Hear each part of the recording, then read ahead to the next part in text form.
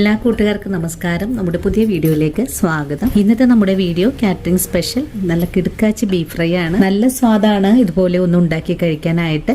അതുപോലെ ഉണ്ടാക്കിയെടുക്കാനും വളരെ എളുപ്പവുമാണ്. പച്ച മസാലയിൽ അരച്ചെടുത്തിട്ട് വേവിച്ചെടുത്ത് ഫ്രൈ ചെയ്തിട്ടുള്ള നമ്മുടെ ഈ കിടുക്കാച്ചി ബീഫ് ഫ്രൈ എല്ലാവരും വീടുകളിൽ ഒന്ന് തയ്യാറാക്കി നോക്കണേ. തയ്യാറാക്കി നോക്കുമ്പോൾ നിങ്ങൾക്ക് ഈ ഒരു ഫ്രൈയുടെ സ്വാദ് ഇഷ്ടപ്പെടുവാണെങ്കിൽ തീർച്ചയായിട്ടും വീഡിയോ കാണുമ്പോൾ നിങ്ങൾക്ക് ഇഷ്ടപ്പെടുവാണെങ്കിൽ നിങ്ങളുടെ വിലയേറിയ ലൈക്കിൽ തന്ന് ചേച്ചി ഒന്ന് സപ്പോർട്ട് ചെയ്യാനും വീഡിയോ മറ്റുള്ള കൂട്ടുകാരിലേക്കൊന്ന് ഷെയർ ചെയ്ത് കൊടുക്കാനും മറക്കല്ലേ. അപ്പോൾ ഉടൻ തന്നെ നമുക്ക് നമ്മുടെ വീഡിയോ കാണാൻ പോകാം. നമുക്ക് ബീഫ് ഫ്രൈ തയ്യാറാക്കാൻ തുടങ്ങാം. ഇതിനായിട്ട് ഞാനിവിടെ 1 കിലോ ബീഫ് നല്ലതുപോലെ കഴുകി ഒന്ന് വെള്ളമെല്ലാം കളഞ്ഞു വെച്ചിരിക്കുവാണ്. ഇനി നമുക്കിതിലേക്ക് കുറച്ച് മസാലകളൊന്ന് അരച്ചു പുരട്ടിയെടുക്കണം. നമ്മൾ ഇന്നൊരു പ്രത്യേക രീതിയിലാണ് ബീഫ് ഫ്രൈ തയ്യാറാക്കി എടുക്കാനും പോകുന്നത്. ഇതിനായിട്ട് നമുക്ക് വേണ്ടത് 2 സ്പൂൺ അളവില് മുഴുവൻ മല്ലി. നിങ്ങളുടെ കൈവശം മുഴുവൻ മല്ലി ഇല്ലെങ്കിൽ 2 സ്പൂൺ അളവില് മല്ലിപ്പൊടി എടുക്കാവുന്നതാണ്. കൂടെ തന്നെ 1 സ്പൂൺ അളവില് പെരിഞ്ജീരകം, 1/2 സ്പൂൺ അളവില് കുരുമുളക്, 3 ചെറിയ കഷ്ണം കറുവപ്പട്ട, 6 കറിയാമ്പൂ, ഒരു ചെറിയ ജാതിപത്രി, അതുപോലെ തന്നെ ഒരു 6 ഏലക്ക കൂടി എടുത്തിട്ടുണ്ട്. ഇതൊരു മിക്സിയുടെ ജാറിലേക്ക് ഇട്ട് കൊടുത്ത് നല്ല വെണ്ണ പോലെ ഒന്ന് അരച്ചെടുത്തിട്ട് വരാം. അങ്ങനെ നമ്മുടെ മസാലകൾ ഞാനിവിടെ അരച്ചെടുത്തിട്ടുണ്ട്.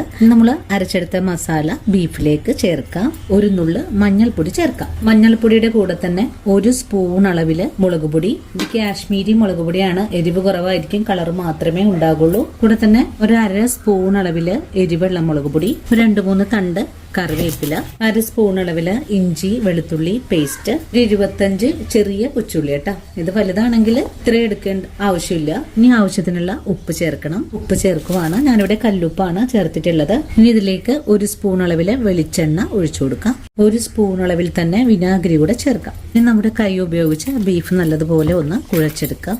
കൈ കൊണ്ട് നല്ല പോലെ കുഴച്ചെടുക്കുമ്പോഴാണ് ബീഫ് മയത്തിൽ തന്നെ നമുക്ക് വെന്ത് കിട്ടുന്നതും. ഞാനിപ്പോ എല്ലൊന്നും ചേർക്കാത്ത പീസുകളാണ് കേട്ടോ എടുത്തിട്ടുള്ളത്. അതുപോലെ ഇതിൽ നിന്നും നെയ്മയുള്ള കഷ്ണങ്ങളൊക്കെ ഞാനിവിടെ മാറ്റിയിട്ടുണ്ട്. അങ്ങനെ ബീഫ് ഇവിടെ മാരിനേറ്റ് ചെയ്തിട്ടുണ്ട്. ഇനി 10-15 മിനിറ്റ് നേരം ഇതുപോലെ ഒന്ന് റെസ്റ്റ് ചെയ്യാനായിട്ട് മൂടി വെച്ചു കൊടുക്കാം. ഈ ഒരു രീതിയിൽ ബീഫ് ഫ്രൈ ചെയ്തെടുക്കുമ്പോൾ നല്ല പ്രത്യേക സ്വാദും അതുപോലെ നല്ലൊരു ഫ്ലേവറൊക്കെ ആയിരിക്കും നമുക്ക് കിട്ടുക. പിന്നെ ഇതൊന്ന് മൂടി വെച്ചു കൊടുക്കുവാണ്. അങ്ങനെ നമ്മുടെ ബീഫ് ഇവിടെ മാരിനേറ്റ് ചെയ്ത് വെച്ചിട്ട് 15 മിനിറ്റ് ആയിട്ടുണ്ട് കേട്ടോ. നമുക്കിനി ഇത് ഒരു കുക്കറിലേക്ക് മാറ്റിയിട്ട് ഒന്ന് വേവിച്ചെടുക്കണം. ബീഫ് കുക്കറിലേക്ക് മാറ്റി കഴിഞ്ഞാൽ ഇതിലേക്ക് വെള്ളമൊന്നും ചേർക്കേണ്ട ആവശ്യമില്ല. ഇനി നമുക്ക് കുക്കർ മൂടിയതിന് ശേഷം ഒരു 5 വിസിൽ കൊണ്ട് വേവിച്ചെടുക്കാം. ഇനി ബീഫ് വെന്ത് വരട്ടെ, അതുവരെ നമുക്കൊന്ന് വെയിറ്റ് ചെയ്യാം. അങ്ങനെ നമ്മുടെ ബീഫ് ഇവിടെ ഒരു 5 വിസിലിന് ശേഷം കുക്കറിന്റെ എയറെല്ലാം പോയി വന്നിട്ടുണ്ടായിരുന്നു. പിന്നെ നമുക്ക് ഒന്ന് മൂടി തുറന്ന് നോക്കാം. നല്ല പോലെ തന്നെ ഇവിടെ ബീഫ് വെന്ത് വന്നിട്ടുണ്ട്. നമുക്കിതൊന്ന് ഇളക്കിയും കൂടെ നോക്കാം. നമ്മൾ ഇതിലേക്ക് അരച്ചു പുരട്ടിയിട്ടുണ്ടായിരുന്ന മസാല എല്ലാം നല്ല കുഴമ്പ് പരുവത്തിലാണ് നമുക്കിവിടെ ആയി വന്നിട്ടുള്ളത്. ഇനി നമുക്കിതൊന്ന് മാറ്റി വയ്ക്കാം. അതിനുശേഷം ഫ്രൈ തയ്യാറാക്കാൻ തുടങ്ങാം. ഇനി നമുക്ക് ബീഫ് ഫ്രൈ തയ്യാറാക്കാൻ തുടങ്ങാം. ഇതിനായിട്ടൊരു പാൻ അടുപ്പിലേക്ക് വെച്ചിട്ടുണ്ട്. പാനൊന്ന് ചൂടായി വന്നിട്ടുണ്ട്. ഇനി നമുക്ക് ഈ പാനിലേക്ക് വെളിച്ചെണ്ണയാണ് ഒഴിച്ചു കൊടുക്കേണ്ടത്. അങ്ങനെ നമ്മുടെ വെളിച്ചെണ്ണ ഇപ്പോൾ ചൂടായി വന്നിട്ടുണ്ട്. ഇനി വെളിച്ചെണ്ണയിലേക്ക് 1/2 ടീസ്പൂൺ അളവില് പെരിഞ്ജീരകം ചേർക്കാം. പെരിഞ്ജീരകം പൊട്ടി വരുമ്പോഴേക്കും 2 വലിയ സവാള ഒന്ന് നൈസായിട്ട് കട്ട് ചെയ്തത് കൂടി ചേർക്കാം. ഇനി നമുക്ക് ഈ സവാള നല്ലതുപോലെ ഇളക്കി ഒന്ന് മുരിയിച്ചെടുക്കാം. സവാള നല്ല മെറൂൺ കളറിലേക്ക് ആയി വരണം. അതുവരെയും നമുക്കൊന്ന് ഇളക്കി മുരിയിച്ചെടുക്കാം. ഇപ്പോൾ നമ്മുടെ സവാള നല്ലതുപോലെ ഒന്ന് സോഫ്റ്റ് ആയിട്ട് വാടി വന്നിട്ടുണ്ട്. ഈ ഒരു സമയത്ത് നമുക്കിതിലേക്ക് കുറച്ച് കറിവേപ്പിലയും കൂടെ ചേർത്തു. കരറ്റുന്ന സവാളയിലേക്ക് 1 നുള്ളു ഉപ്പും കൂടി ചേർക്കാം. വീണ്ടും വഴറ്റിയെടുക്കാം. അങ്ങനെ നമ്മുടെ സവാള ഇപ്പോൾ നല്ലവണ്ണം തന്നെ ഒന്ന് മുരിഞ്ഞൊക്കെ തുടങ്ങിയിട്ടുണ്ട്. ഇതുപോലൊരു പാകമായാൽ പിന്നെ നമുക്ക് ഫ്ലെയിം ഒന്ന് കുറച്ച് വെച്ച് കൊടുക്കാം. ഫ്ലെയിം ഒന്ന് കുറച്ച് വെച്ച് കൊടുത്തതിന് ശേഷം ഇതിലേക്ക് 1 സ്പൂൺ അളവില് കാശ്മീരി മുളക് പൊടി ചേർക്കാം. ഇനി ഇതെല്ലാം കൂട്ടിച്ചേർത്ത് ഒന്ന് ഇളക്കി കൊടുക്കാം. നമ്മുടെ സവാളയ്ക്ക് നല്ലൊരു കളർ കിട്ടുന്നതിന് വേണ്ടിയിട്ടാണ് കാശ്മീരി മുളക് പൊടി ചേർത്തിട്ടുള്ളത്.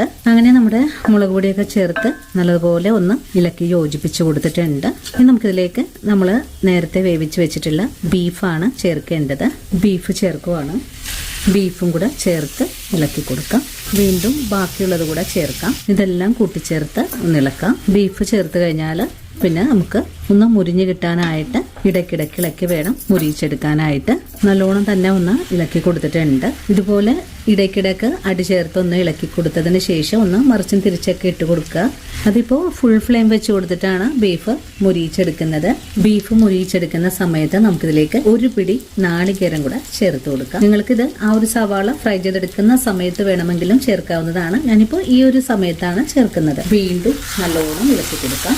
നാളികേരം കൊത്ത് ചേർത്ത് 2 മിനിറ്റ് കഴിയുമ്പോഴേക്കും നമുക്കിതിലേക്ക് വെളുത്തുള്ളി, ചെറിയ കഷ്ണം ഇഞ്ചി ചതച്ചതാണ്. ഇതൊരു ബോള് വെളുത്തുള്ളിയാണ് കേട്ടോ.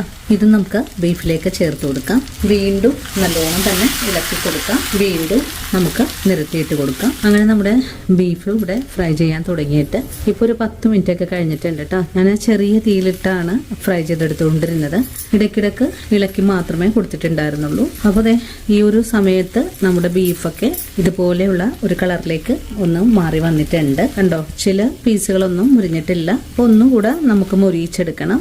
സോഫ്റ്റ് ആണ് നമ്മുടെ ബീഫ്. ഇപ്പോൾ സവാളയെല്ലാം നല്ല പോലെ മുരിഞ്ഞു വന്നിട്ടുണ്ട്. അതുപോലെ തന്നെ നാളികേര കൊത്തൊക്കെ മുരിഞ്ഞിട്ടുണ്ട്.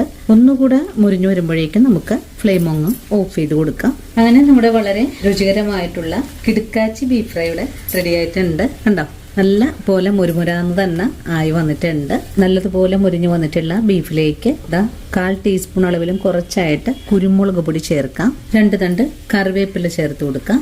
1 ടീസ്പൂൺ അളവിൽ പച്ച വെളിച്ചെണ്ണ കൂടെ ഒഴിച്ചു കൊടുത്തിട്ട് ഫ്ലെയിം അങ്ങ് ഓഫ് ചെയ്ത് കൂടെ കൊടുക്കാം. അങ്ങനെ വളരെ സ്വാദിഷ്ടമായിട്ടുള്ള നല്ല കിടുക്കാച്ചി ബീഫ് ഫ്രൈ ഇവിടെ റെഡി ആയിട്ടുണ്ട്. ഇതുവരെയും നിങ്ങൾ ഇതുപോലെ ഒന്ന് തയ്യാറാക്കി നോക്കിയിട്ടില്ലെങ്കിൽ തീർച്ചയായിട്ടും നമ്മുടെ ഈ ഒരു വീഡിയോ കണ്ട് തയ്യാറാക്കി നോക്കാൻ മറക്കല്ലേ. അതുപോലെ വീഡിയോ കാണുമ്പോൾ നിങ്ങൾക്ക് ഇഷ്ടപ്പെടുവാണെങ്കിൽ നിങ്ങളുടെ വിലയേറിയ ലൈക്കുകൾ തരാനും നിങ്ങൾ ഇന്ന് കണ്ട ഈ ഒരു വീഡിയോ നിങ്ങളുടെ കൂട്ടുകാരിലേക്കൊന്ന് ഷെയർ ചെയ്ത് കൊടുക്കാനും മറക്കല്ലേ. അപ്പോൾ ഇനി നല്ലൊരു വീഡിയോ ആയിട്ട് നാളെ കാണാം. അതുവരെ ഇത്തിരി സ്നേഹത്തോടെ വീണ്ടും കാത്തിരിക്കുക.